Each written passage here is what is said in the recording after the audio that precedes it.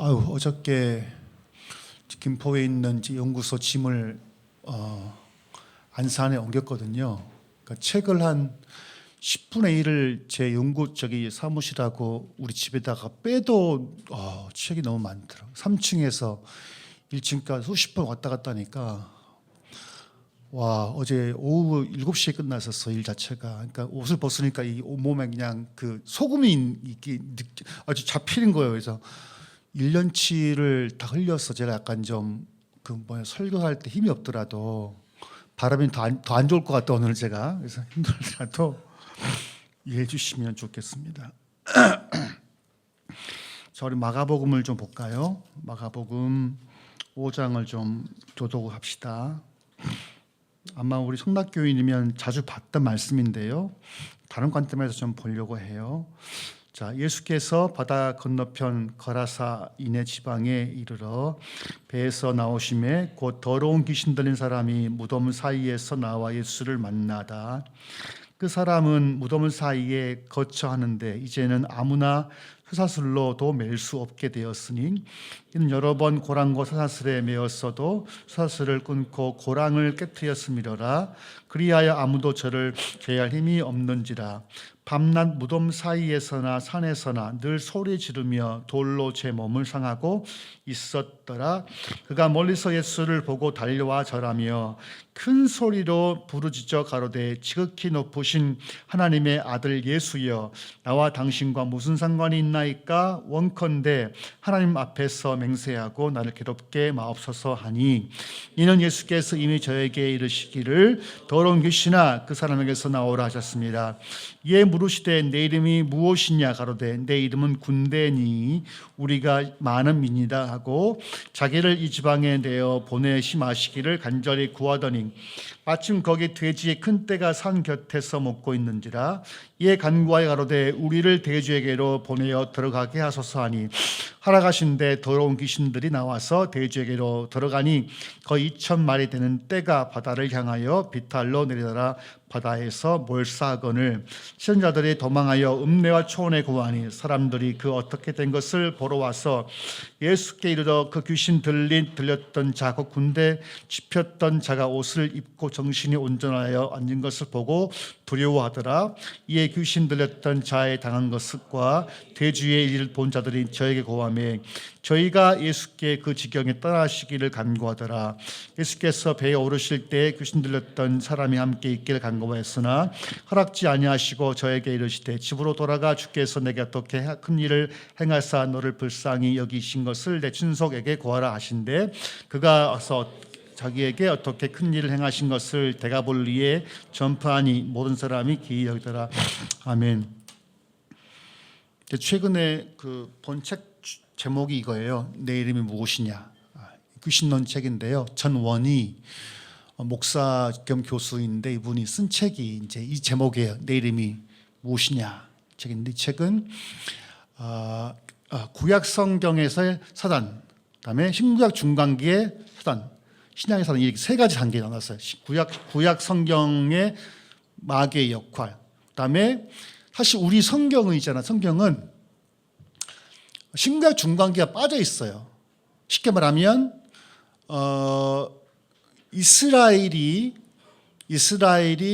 바벨론 포로로 끌려갔다가 70년 만에 돌아오잖아요. 와서 에스라, 느헤미야, 에스더, 이 기간이 이제 이 기간 잘 들어요. 누구요? 에스라, 느헤미야, 에스더, 이 역사적 사건, 역사서잖아요. 이 기간, 그러니까 바벨론 포로기 이후를 다루는 책 중에서 역사책으로서는 몇 권? 에스라, 느헤미야, 에스더. 그리고 예언서로는 학개, 스가랴, 말라기가 있어요. 그러니까 지금 근데 말라키 이후로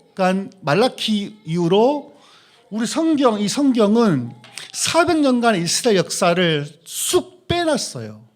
없어요. 그러니까 페르시아가 누구에게 망합니까? 그리스에게 망해요. 알렉산더에 망합니다. 퍼시아가 이게 망한 다음에 그리스가 지배했던 시기, 알렉산더가 지배하고 그 알렉산더가 일찍 죽어요. 열병으로.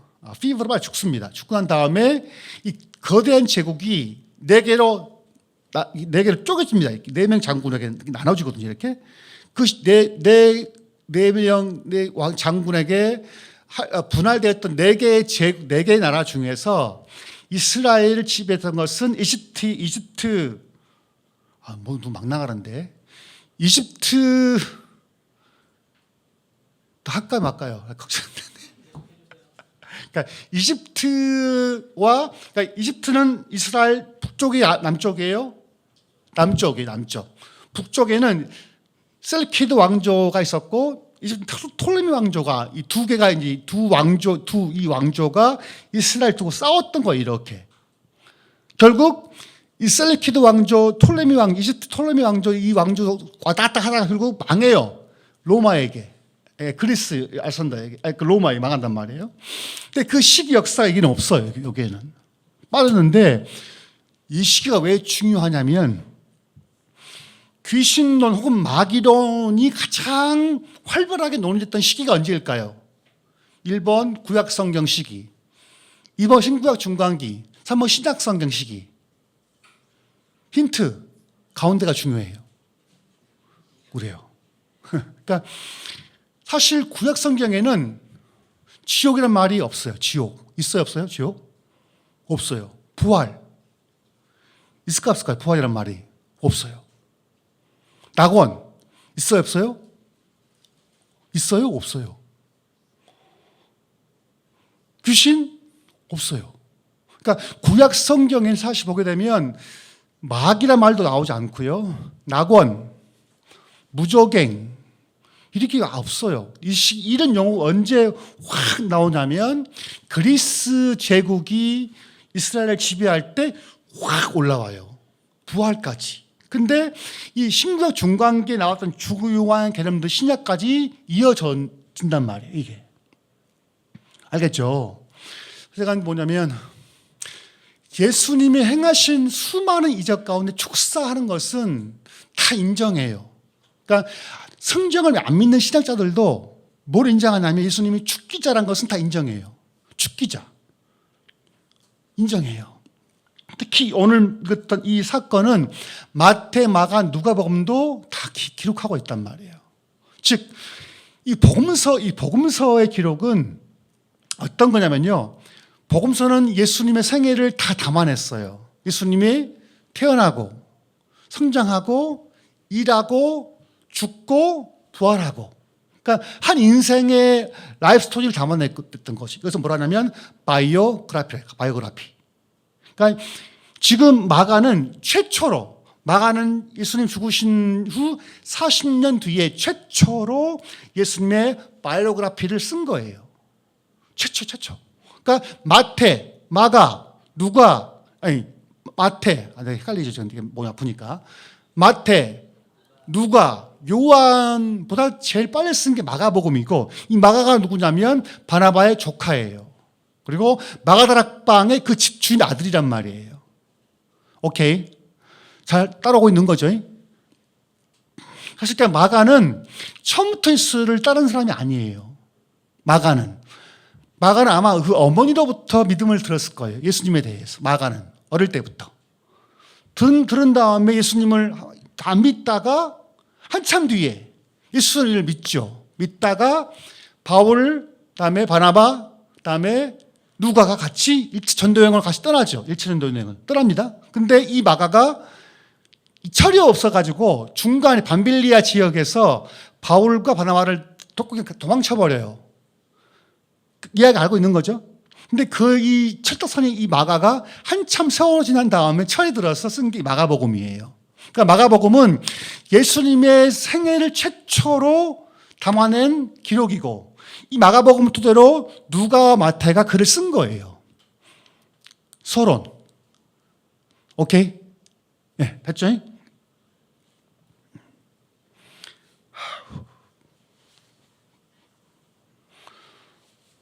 저렇게 너무 이렇게 땀을 많이, 진짜 1년치 땀을 흘린 것 같아요, 저렇게. 자. 그러니까 우리는 성경을 통해서 뭘 배워야 하냐면 하나님이 우리를 향한 그 생각들을 배워야 해요. 왜냐하면 하나님은 우리가 기도할 때 응답을 줘요, 안 줘요? 웬만하면 하나님은 안 줘요. 안 줘요. 예수님의 공생의 기간 동안에 하나님께서 말씀하는 딱 두 분밖에 없어요. 예수님한테 처음 침 받을 때 너는 선한 아들이야 한 번 하고, 죽을 때, 그러니까 하나님 아버지는 웬만하면 말씀을 잘 안 하세요. 신약성에 들어서는 예수님과 대화 두 번밖에 안 했다니까. 두 번밖에. 예수님 웬만하면 우리는 말 안 해요. 하나님도 우리한테 말 안 해. 웬만하면 그렇게 기도해도 응답 안 해. 성경은 응답이 있다 이 말이에요. 그분이 우리를 향한 생각들이. 자, 예수님 배 타고 어디로 가셨어요? 어디로? 어디 지역으로? 거라사 지방으로 배 타고 갔어요. 배 타고 갔다는 것은 그것이 거라사 지방이 이방인 지역이에요? 팔레스타인 지역이에요? 이방인 지역인 거죠. 예수님 지금 배를 타고 갔어 이렇게. 근데 그곳은 그 당시 유대인들은 안 가는 지역이었단 말이에요. 안 가요 잘. 예수님은 근데 그 경계를 넘어서서 이방인이지만 배를 타고 갔죠. 그죠? 사실 우리 모임도 있잖아요. 이제 경계를 넘어서야 돼요. 우리끼리 막 예원아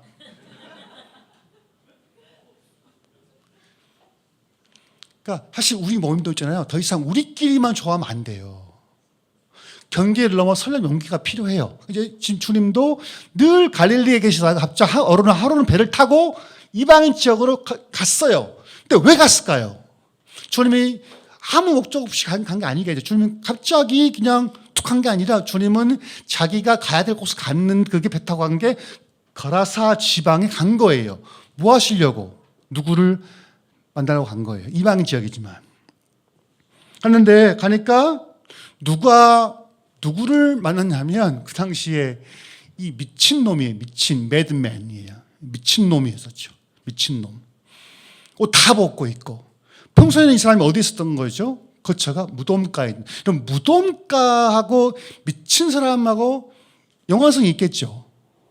무덤은 주로 누가 거기 묻혀 있나요? 죽은 자가 묻혀 있죠. 그러니까 이게 귀신이 누구냐 했을 때 세 가지 견해가 있어요. 세 가지 견해. 첫째는 가장 유력한 견해가 뭐냐면 귀신은 누구냐? 타락한 천사라 보는 게 가장 유력한 견해예요. 누구라고요?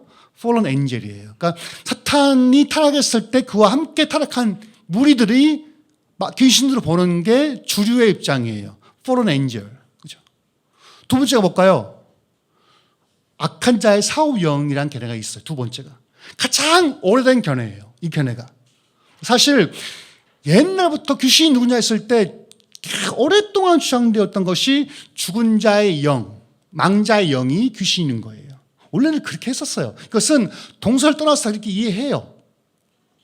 세 번째가 뭘까요? 세 번째는 창세기 1장과 2장 사이에 학자들은 이상해, 특이해. 창세기 1장과 1장 1절, 1장 2절 사이에 큰 간격이 있다 봐요. 그래서 1장 1절에 창조했는데 2절에 뭐죠? 흑암이 공하고 땅이 깊은 위에 있잖아요. 지금 1장 2절의 이 모습 사이에 큰 간격이 있었고 이때 수많은 창조한 인간이 죽었다고 보는 거예요. 그 영혼이 누구겠어요? 귀신인 거예요. 베네힌, 알죠? 베네힌. 이렇게 믿고 이게 베네힌인 거예요. 그러니까 첫째는 포로렌젤은 하나의 입장이고 이 3번 견해가 다 누구 보는 거? 귀신은 죽은 자의 사후영혼을 보는 거예요. 왜냐하면 베네힌 알죠? 축사 이 사람도 쫓다 보니까 대부분 쫓으면 귀신이 사람의 형체를 갖고 있거든요. 이름도 있고 고지도 있고. 그러면 이게 쫓아보니까 귀신은 천사 같지가 않아. 사람이야. 사람들이 누구냐면 창세기 1장 1절에 다 지었을 때 그때 타락해서 범죄한 인간의 영혼이 귀신을 보는 거예요. 오늘 보게 되면 왜 굳이 귀신 들린 이 남자가 왜 무덤가에 있었을까? 무덤과 귀신 들린 자와 귀신 정체는 연관성이 있겠어요? 없겠어요? 있어요. 제가 귀신론을 연구했을 때는 귀신이 누구냐면 귀신은요 천사라 보기 어려워요. 인간의 영혼이 훨씬 설득력이 있어요. 근데 그것이 진리냐 진리냐? 그 진리의 진리 아니에요? 차원이. 진리는 아니에요. 진리가 뭐예요? 진리는 하나님에 대한 지식이 진리예요. 딴 게 진리가 아니에요. 여러분 이게 진리예요? 진리를 담고 있어요? 진리 자체예요, 이 성경이? 확실하게. 이 성경이 진리예요? 진리를 담고 있는 거예요? 네, 자, 예수님과 성경 이 계시, 예수님도 계시죠? 완벽한 계시. 또 계시죠? 어떤 계시 더 높은 계시예요? 예수님 성경. 그렇죠. 왜 이게 진리예요? 예수를 증거하니까. 오케이? 또 까먹었네. 진리. 맞아. 또 감사해요. 그러니까 이게 이단들 특징이 뭐냐면요. 개혁 성경을 그렇게 사랑해요. 개혁 성경을. 지금 한국 교회는 개혁 성경 안 봅니다. 뭘 볼까요? 개정판을 봐요. 그러니까 지금 신천지가 보는 게 개혁 성경을 보는 거예요. 그러니까 지금 한국 교회는 개혁 성경 보는 데 우리밖에 없어. 신천지랑 우리랑. 진짜 농담이 아니라 다 개정판을 봐요. 이 판이 61년도에 나온 책, 61년도에. 그러니까 뭐 가라사대 뭐 이런 거. 이걸 누가 써? 이게 고체. 그래서 개혁 성경은 지금 보지 않습니다. 대부분은 개정판을 봐요. 그러니까 이 진리라 했을 때 진리는 자 하나님에 대한 지혜, 삼위일체 그건 진리죠. 예수님은 진리죠. 근데 여러분 침례와 세례가 이 진리의 문제예요? 아니면 교리의 문제예요? 잘 봐요. 자, 세례 받으면 지옥 가요? 침례 받으면 천국 갑니까? 그렇지 않죠. 그렇죠. 이건 진리가 아니에요. 또 귀신이 타락한 천사냐, 준자 영이냐, 이건 진리가 아니에요. 의견, opinion. 진리가 아니에요. 또 하나 물어봅시다. 여러분, 성찬할 때 화채설, 수박 말고 화채설, 기념설, 그다음에 공제설, 이게 진리 아니에요? 진리 아니에요. 그냥 견해. 교파마다 달라요. 그러니까 진리라 했을 때는 뭐냐면 하나님에 대한 지식이 진리예요. 그럼 귀신에 대한 이해는 진리 아니에요? 아니죠. 그것은 다를 수밖에 없어요. 침례에 대한 견해, 세례야, 침례야, 침수례야, 관수례야 달라요. 성찬, 기념설, 상징설, 기념설, 영적 인별설 다 달라요. 그러니까 귀신에 대한 문제는 진리의 문제가 아니에요, 사실. 목숨 걸 필요가 있어요, 없어요? 우리는 없는 거예요. 자꾸 과거에는 막 귀신도 진리인 것처럼 진리 아니에요. 견해에 불과해요. 하지만 구원자 예수 그리스도는 너무 타협할 수 없는 거잖아요. 근데 견해로 보게 되면 지금 이 귀신 들린 사람이 무덤가에 왜 있었을까? 그것은 무덤가에 있는 것과 연관성이 깊이 있겠다고 보는 거예요. 주님 근데 이 사람 만나기 위해서 일부러 가신 거예요. 갔는데 이 귀신들이 갑자기 확 튀어나오더니 고백하죠. 7절 보게 되면 큰 소리로 부르짖어 가로되 지극히 높으신 하나님의 아들 예수여 나와 당신 무슨 상관이 있나이까? 온컨대 하나님 앞에 맹세하고 그렇게 마옵소서. 잘 봐봐요, 여러분. 신약 성경에서 귀신이 고백한 진술을 보게 되면 귀신이 예수를 향해서 바울을 향해서 고백한 진술을 자세히 보게 되면 그 진술이 사실이에요? 거짓이에요? 사실이에요. 신약 성경 가운데 귀신이 예수님과 바울과 제자들을 향해서 고백한 그 진술을 보게 되면 그것이 한마디도 없어요. 다 맞아요. 틀린 게 아니에요.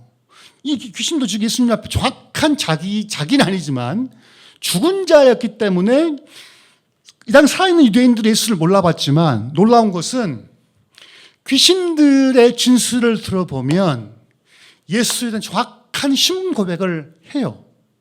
맞죠? 하나님의 아들 예수여. 맞는 거죠. 고백을 해요. 공부했습니까? 공부하지 않습니다. 구원은 죽은 다음에 주어지지 않아요. 구원의 결정은 살아있을 때 되는 거예요. 죽은 다음에 교회가 있지 않아요. 역시 이 남자는 왜 죽은지 모르겠지만 자기가 귀신 들려버린 거죠. 강제로. 여러분, 이 무당들이, 샤만들이 내림구슬을 통해서 신을 받습니다. 그러면 이 무당들이 무당하기 좋아했을까요? 아니면 억지로 당했을까요? 당해요. 내린 꽃은요, 원치 않아요. 대부분 원치 않아요. 대부분 원치 않아요. 대부분 병이 들어, 이렇게. 살살 아파. 그리고 무당도 알아봐. 제가 4년인가 제가 여기 연구소에 있을 때 촉사를 좀 봤는데 그 다큐를 봤었어요. 두 사람이 나와. 한 사람은 40대 중반 남자고 한 여성인데 딸이 10대가 어려요. 근데 이제 이 두 남자가 이제 PD가 찍었죠, 이렇게. 북한산에 이제 무당 그 신되는 굿 한 대가 있어요. 갔어요. 가가지고 이제 그 딸 데리고 온 어머니는 너무 괴로운 거예요. 자기 딸이 무당 되는 게 너무 싫은 거예요. 그래서 이제 한 상담을 하다가 그 샤만, 여자 샤만이 이제 한테 이제 엄마 내가 받으면 안 되겠냐고 그 귀신을 안단다는 거. 지금 그 장군님은 이 딸을 원한다는 거예요. 결국 내린 꽃을 해서 신을 받아요, 여자가. 또 막 또 울지요, 막 돌이 막. 무당됐을 거예요. 또 한 케이스는 40대 중반 아니다면 또 아팠어. 사서 아파 이렇게. 역시 또 이 남자도 내린 꽃을 신을 받았죠. 그러니까 이게 귀신 들린 것은요, 이게 자기 의지로 결정하는, 그러니까 성령은 우리의 의지를 존중해 주지만 귀신은 그렇지 하지 않습니다. 강제성이 있어요. 신을 받았어요. 내린 꽃을 하죠. 신이 임합니다. 점을 치죠. 맞기도 하죠. 그러니까 지금 이 남자에게는 어떤 귀신이 들어온 거예요. 왔어요. 귀신이 들어왔기 때문에 옷을 벗고 찍고 사는 거죠. 무덤가에서. 주님이 그를 만나러 일부러 배 타고 가신 거, 일부러 그를 만나러 가신 거예요. 그래서 주님이 딱 만났을 때 주님이 이제 정체를 묻는 거죠. 8절을 보게 되면 예수께서 이미 저에게 이르시기를 더러운 귀신아 그 사람에게서 나오라 하셨습니다. 보게 되면 성경이 다이모니온 앞에 반드시 붙여요. 더러운 영향을 붙게 돼요. 더러운. 그러니까 이게 신기하죠? 왜 귀신이 더럽죠, 여러분? 악한 게 아니라 더러워요. 왜 성경은 귀신이 더럽다고 했을까요? 생각해 봐요. 왜 성경 귀신을 칭할 때 거룩한 영이 아니라 왜 더러운 영을 했을 것 같아요? 왜 더럽죠? 실제 귀신 들리면 더러워져요. 실제 귀신 들리면 생각이 더러워져요. 환경도 더러워져요. 신기한 게 성령은 거룩한 영이에요. 홀리 하기오스예요. 거룩해요. 그러니까 성령 충만하면 생각이 거룩할 수밖에 없어요, 사실 이게. 귀신 들어오면 더러워져요. 생각도, 마음도, 심지어 행동까지. 근데 몸도 더러워지는 거죠, 이렇게. 주님, 내 이름이 무엇이냐? 물었기 이름이 있는 거예요, 지금. 그러니까 이 존재는요, 개가 아니에요. 천사가 아니라 이름이 있는 존재였던 거죠. 내 이름이 무엇이냐? 했을 때 뭐랍니까? 이 물으시되, 죄송합니다. 오늘따라 왜 이러냐? 평소에 안 하던 게. 그러니까 지금 보게 되면 이 존재는 그러니까 이 인격체, 남자 안에 있는 인격체, 빙의 들어봤죠? 빙의 영어로 뭔지 아세요? 빙이라는 영어 표현이 빙의. Spirit possession이에요. 빙의, Spirit possession, 영 들림이에요. 이게 빙의된 사람 많이, TV에 많이 나오죠? 빙의 치면 많이 나옵니다. 빙의. 근데 지금 이것은 빙의가 아니라 귀신 들림이에요. Demon possession. 귀신이 지금 지배하고 있는 거예요. 이렇게. 이를 물어봤죠. 내 이름은 군대니 우리가 많습니다. 바뀌었죠. My name. 단수죠. My name. 내 이름은. 근데 바뀌죠. 우리 내 이름은 군대니 우리가. 인칭이 바뀌어 안 바뀌어요? 바뀌죠. 그러니까 쉽게 말하면 귀신 들림은요. 한 명만 있는 게 아니에요. 우리의 이 심령 안에 귀신이 있는 것은요, 한두 마리가 있는 게 아니에요. 보통 보게 되면. 우리 안에 귀신이 있을까 없을까요? 없어요? 다 있어. 쭉 다 나와. 근데 이런 한두 명이 아니에요. 심지어 이것은 지금 내 이름은 뭐예요? 군대. 그 헬라어로 레기온. 뭐라 그래요? 레기온. 이 당시 로마 군제에 의하면 6천 명의 보병이에요. 6천 명 보병과 기마병 150명으로 이루어진 군제예요. 그러니까 지금 이 미친 남자에게 들린 귀신은 한두 명이 아니었던 거죠. 쉽게 말하면 6천 명의 보병과 150명의 기마병이 다 있는 거예요. 6천 명 이상이 이 안에 있는 거예요, 지금. 그러니까 쉽게 말하면 영적인 존재는요, 공간 제한받지 않습니다. 이게. 그러니까 7천 명 가까운 그 영들이 한 인간 안에 쑥 들어와 있는 거예요. 그 대신에 물어봤을 때 이름 뭐 했을 때 내 이름 할 때 그건 스포크맨이에요. 그러니까 마치 그 전체 6천 명 귀신을 대리하는 귀신인 거죠. My name is Legion. 내는 귀신이에요. 하지만 우리 너무 많아요. 많이 있어요. 그러니까 다 말한 게 아니라 6천 명의 귀신을 대표할 수 있는 대변인이 말한 거죠. 주님이 나가라 한 거죠. 예수님 당시에 축사자가 많았을까요? 적었을까요? 이 당시에. 예수님 외에도. 제자들 빼고. 축기자가 많았을까요? 없었을까요? 많았어요. 예수님 외에, 제자들 외에도 이 당시에 예수님 오기 이전에도 수많은 축기자가 많았었어요. 없는 게 아니에요. 있었어요. 근데 차이가 뭐냐? 예수 이전에 축사자들은 대부분 어떤 그 물건을 써요. 물건. 이렇게 막. 그 물건을 써요. 압력을 이렇게. 예수님의 특징은 뭘로 해요? 축사할 때? 말로 하는 이 차이밖에 없는 거예요. 그러니까 예수 당시 이전까지 수많은 축기자들은 대신에 말로 하지 않고 어떤 물리적 힘으로 했단 말이에요. 이렇게. 물리적 힘을 통해서. 도구를 통해서. 예수님의 특징은 절대 그 말씀으로만 했던 차이가 그 외에 있지 다른 건 없었어요. 그러니까 예수님 이전에는 이미 축전이 많아졌어요. 자료도 많고요. 주님은 말로 했죠. 귀신이 이제 요구하죠. 주님, 우리가 아직 때가 안 됐어요. 무정오에 갈 때가 안 됐어요. 대신에 저 돼지떼가 있으니까 보내주세요. 요청한 거죠. 주님이 허락했죠. 퍼미션. 가. 하니까 귀신 들린 사람의 귀신이 레기온에 쑥 빠져나오면 몇 명이 나온 거예요. 6천 몇 명이 쑥 나오면서 돼지떼에 있는 2천 마리 다 들어간 거죠. 보게 되면 귀신은 사람에게만 들어올 수 있는 게 아니에요. 개에게도 들어가요? 안 들어가요? 들어가요. 귀신은요, 사람에게만 들어간 게 아니에요. 돼지, 귀에도 들어가요. 내가 아는 간증이 있는데, 이분은요, 대학부 때 목사님이셨는데, 이분이 김동률 목사님이라고 간증을 해주셨는데, 잊지를 못해요. 자기 개를 키우는데, 자기 집에. 개를 키우는데, 한참 개를 키웠는데, 그 집에 축사를 했는데, 갑자기 집에는 개가 죽은 거예요. 바로 옆에 있는 돼지, 그 개가. 이게 귀신은 몸을 좋아해요. 몸 자체를 좋아해요. 왜? 원래 몸을 가졌었기 때문에 그리워하는 거거든요, 이게. 결국 이 귀신 들린 이 귀신이 돼지떼에 들어가면서 돼지가 자살을 한 거예요. 안 웃겨요. 돼지가 목숨을 끊었어요. 가능한 일이에요, 이게? 여러분, 개가 수 죽은 거 봤어요?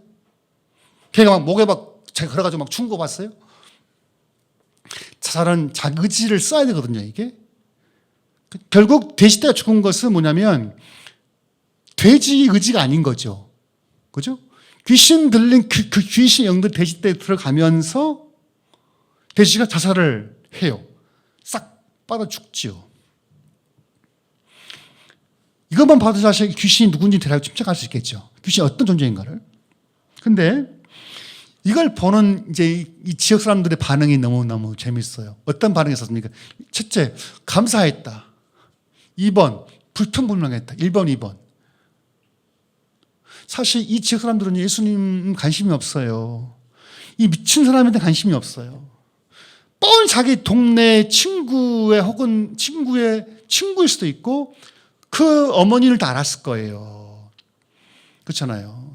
미친놈인데 쟤 누구의 아들이지 다 알 거예요. 근데 그들은 그 사람 포기했던 거죠. 지금 이 지역 사람들은 귀신이 나가서 한 사람이 구원받는 건 관심은 없고 자기 이익에 손해가 되니까 뭐라 하냐면 이렇게 말하는 거죠. 저희가 예수께 그 지경에서 떠나시기를 간구하더라. 왜냐하면 자기가 자기 돼지떼기 또 올 수 있으니까. 얼마나 무서웠게 생각해봐요. 지금 김모 씨 돼지떼 20마리가 죽어버렸는데 그 다음 누가 되겠어요? 그러니까 지금 이 사람들은 한 사람의 영혼의 가치가 중요한 게 아니고 그들의 수입이 이익이 없냐가 중요했던 거예요. 이 사람들은. 그러니까 그 봤을 때 두려워하고 주님을 만나면 좋은데, 주님을 만나서 영접하면 좋은데 영접하기는커녕 그 사람들은 자기 이익에 손해와 보니까 예수님을 빨리 가시자고 밀어버린 거거든요. 똑같아요. 여러분, 예수를 믿으면 손해 볼 때가 많습니다. 솔직히. 그렇잖아요. 그럼 주일날 교회 오시면 뭐 합니까? 헌금하죠. 또 후원금하죠. 11조 하죠. 감사헌금하죠. 성경헌금하죠. 안 해요? 해요? 시간 내야 되는 거죠. 사실 예수님 믿는 게 우리의 이 삶에 별 도움이 안 돼요. 안 돼요. 손해를 봐야 돼요. 그러니까 사실 성경은 그리스도인들에게 삶의 방식이 이거예요. 바보스러워요. 바보스러움. 바보스러움. 그러니까 똑똑하고 총명하고 이런 게 보다는 복음 때문에, 예수님 때문에 손해 볼 수 있는 게 필요하거든요. 이게. 좀 기억하십니까? 룻기 보게 되면 보아스는 사실 이 룻의 혹은 나오미의 기업 물을 자 1순위가 아니었거든요. 원래 보아스는 1순위였었어요. 1순위가 있었죠. 그 마을에. 근데 이 보아스가 이제 룻과의 만남을 통해서 그 1순위의 기업 물을 자, 고엘 제도를 언급하면서 당신이 기업 물을 자 1순위입니다. 했을 때 이 기업 물을 자 1순위는 그 권리를 포기하고 말죠. 왜? 손해볼 것 같으니까. 포기하고 말아요. 결국 이 보아스가 손해를 껴안고 룻을 삼거든요. 그러니까 이게 여러분 예수 믿는 게 사실 이 자본주의 시대에는 안 맞을 수 있을 것 같아요. 손해를 봐야 되니까. 근데 이 마을 사람들은 예수님을 통해서 한 영혼의 가치보다는 자기의 손의 이익을 봤을 때 안 되니까 떠나라고 한 거죠. 주님이 이렇게 말씀하시는 거예요. 이제 정신이 나간 사람이 예수님 앞에 와서 함께 있기를 원해요. 그죠? 18절 보게 되면 예수께서 배에 오르실 때 귀신 들렸던 사람이 함께 있기를 간구했지만 주님이 거부했죠. 19절 허락지 아니하시고 저에게 이르시되 집으로 돌아가 주께서 내게 어떻게 큰 일을 행하사 너를 불쌍히 여긴 것을 내 친송에게 구하라 하신대. 다시 합독해 봅시다. 이 구절만 시작. 허락지 아니하시고 저에게 이르시되 집으로 돌아가 주께서 내게 어떻게 큰 일을 행하사 너를 불쌍히 여긴 것을 내 친송에게 구하라 하시니라. 아멘. 과거 우리 본문을 볼 때 귀신의 정체만을 포커싱 했었죠. 귀신이 누구야? 근데 예수님의 관심은 귀신이 누구냐가 중요한 게 아니에요. 예수님은 지금 일부러 팔레스타인 땅을, 유대인 땅을 넘어서서 이방인 지역에 가신 거죠. 일부러 가신 거예요. 왜? 이 남자를 만나기 위해 가신 거예요. 가서 2,000마리의 손해를 보고서라도 동네 이방인 지역 사람들의 욕을 먹어서라도 하고 싶었던 게 뭐였냐면 미친 남자 한 영혼을 얻기 위해서 가신 거예요. 그러게 뭐냐면 주님은 뭘 보여주고 싶으냐면 너 미친 사람은 이 동네에서 다 너를 무시하고 홀대하고 사람 노릇은 받지만 너는 귀한 존재야. 주님이 뭐라냐면 넌 나에 따라오지 마. 대신 너는 그 집에 가서 하나님께서 내가 어떻게 큰 일을 행하사 너를 불쌍히 여기신 것을 내 친송에게 구해야 된다 한 거예요. 즉 예수님은 이 땅을 평가하실 때 자본의 논리가 아니에요. 돈의 논리가 아니에요. 교회는 있잖아요. 효성을 따지면 안 돼요. 교회는 이렇게 하면 또 좋아지겠지? 경제성, 효율성 따지면 망합니다. 자꾸 우리도 있어요. 이게 한 영혼 가치를 알지만 돈을 안 따를 수밖에 없는 거니까. 근데 주님은 그런 거예요. 2,000마리 돼지들보다 그 지역 사람들의 홀대와 무시한 것보다 주님의 관심은 미친 사람이었지만 한 사람을 주님께 불쌍히 여기신 것을 더 가치 있게 봤다는 거거든요. 한 영혼의 가치잖아요. 저번 주 했던 것처럼 한 마리의 양이 더 귀한 거거든요. 주님 모실 때는. 2,000마리면 돈이 얼마예요? 요즘 돼지 한 마리 얼마입니까? 100만 원이면 얼마예요? 100만 원이면 한 마리에.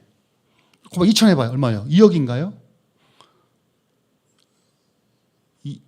200, 2,000, 2억, 20억인가요? 아, 진짜 100만 원 먹어요. 해봐요. 100, 100만, 1,000만, 억, 2억이죠.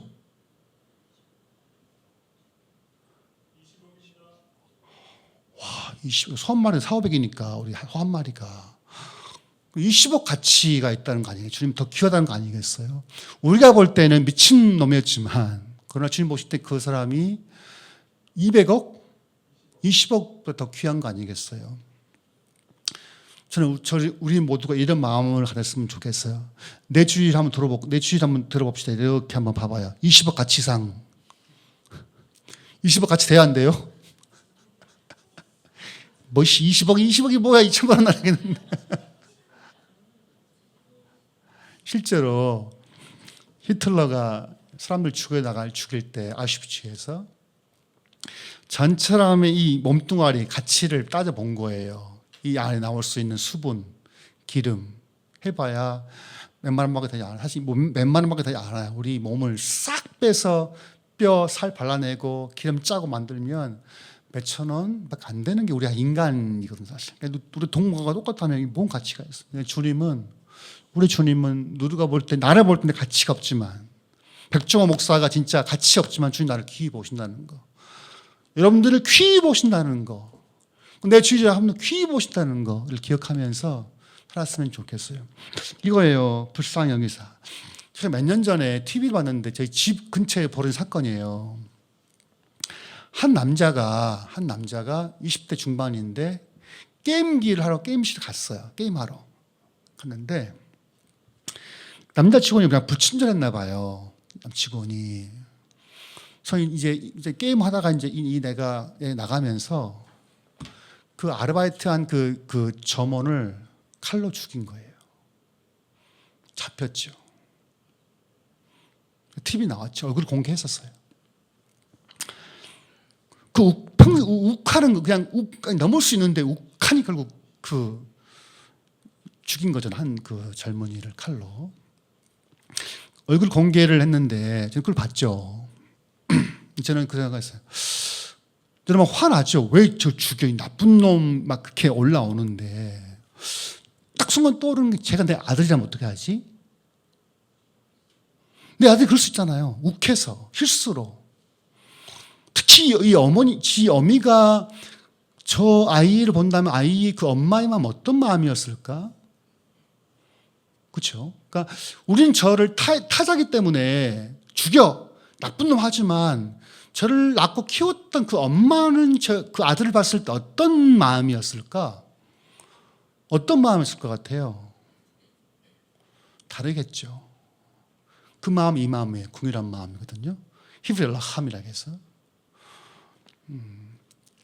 그 엄미의 마음으로 보는 거거든요. 하나님은 우리를 보실 때 그런 것 같아요. 사랑의 눈빛이 아니라 우리를 낳고 기르던 엄마의 마음으로 보지 않을까? 한 사람을 대할 때 또 내 옆에 있는 동료들 대할 때 내가 볼 때 마음이 들어 안 들어요? 안 들지만 하나님 보실 때 얼마나 귀히 보실까? 그 마음, 불쌍히 여기의 마음이 아닐까 싶어요.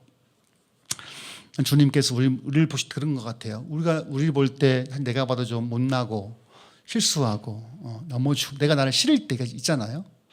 주님 우리를 귀히 보신다는 거 기억하시고 설령 넘어지고 낙망하고 떨어질 때 은혜 보좌 앞에 멀리 가지 말고 더 가까이 가서 우리를 불쌍히 여기시는 주님 앞에 우리의 마음 토로했으면 좋겠습니다. 같이 기도할까요? 자, 눈 감고. 여러분, 우리는 때로는 내 자신을 볼 때 내가 싫을 때가 많아요. 실수할 때, 넘어질 때, 시험 들 때, 욱할 때 이런 내가 진짜 그리스도인 맞나? 할 때가 많잖아요. 그러나 주님은 우리를 불쌍히 여기신 것을 기억합시다. 주님이 일부러 배를 타고 그 지역 가서 한 남자를 치유하기 위해서 갔던 것처럼 주님 내게도 예수님의 시야로 나를 볼 수 있는 마음을 주옵소서. 또 내 주위에 있는 내 동료들을, 믿음의 친구들 대할 때 내 시선 판단 기준이 아니라 주님의 마음과 주님의 시선 가지고 대할 수 있는 마음 달라고 다 같이 기도합시다. 하나님 아버지, 우리에게 주의 마음을 주옵소서. 내게도 주의 마음을 주옵소서. 한 사람을 구원하기 위해서 가셨던 주님의 마음처럼 우리가 우리 자신을 귀히 볼 수 있는 마음을 주옵소서. 내가 누구인지 어떤 사람인지를 인식하게 도와주옵소서. 이 땅의 관점과 시야가 아니라, 자본주의의 시야가 아니라, 돈으로 보는 것이 아니라, 능력을 평가하는 사회가 아니라 나를 그저 바라보시고 사랑하셨던 주님의 시야를 갖게 도와주시고, 또 내가 타인을 바라볼 때, 내 동료를 바라볼 때 그가 존귀한 자임을 기억하고 환대하게 도와주시고 환영할 수 있는 마음을 주시기를 원합니다. 하나님 아버지, 우리 모두에게 예수님의 마음을 주시고 예수님의 시야를 주셔서 그 시야로 대할 수 있는 마음 있도록 도와주시기를 원합니다. 하나님 아버지, 주의 마음을 주시고 주의 시선을 더하여 주옵소서. 타인을 향해서 정죄하지 않고 판단하지 않고 궁리를 볼 수 있는, 불쌍히 여길 수 있는 마음을 주셔서 우리 모임이 한 사람 한 사람을 존귀히 여기며 환대하고 섬길 수 있는 마음을 주시고, 다음에 우리 함께할 영혼들도 대할 때 우리 경계를 넘어서서 하나님의 마음으로 대할 수 있는 마음을 주시기를 원합니다. 아버지, 우리 도와주옵소서. 다 같이 찬양합시다. 축복성. 너의 앞에 어려움과 아픔 있지만 담대하게 주를 바라보니 너의